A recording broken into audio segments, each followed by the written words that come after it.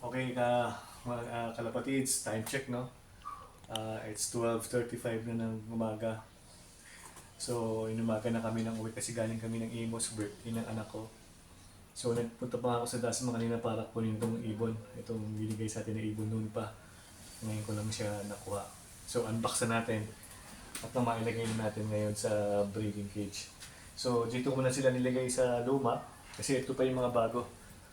Hindi ko pa sila na nilalagay doon sa likod. Kasi kailangan ko ng katulong. Hindi ko kaya, mabigat. So, dito muna natin sila ilalagay. Para makita nyo din.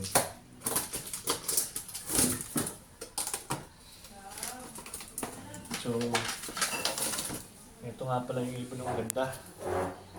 So, blue siya, cock. Ang ganda ng balahibo.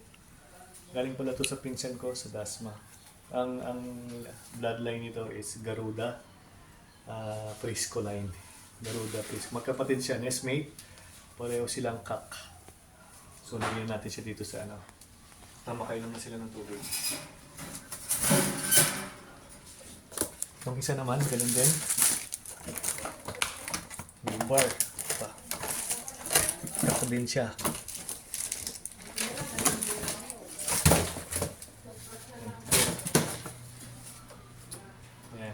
Cock din yan, pareho silang blue bar.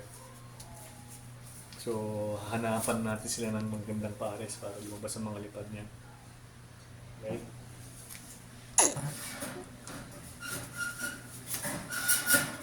So, ayan na. Ayan na sila.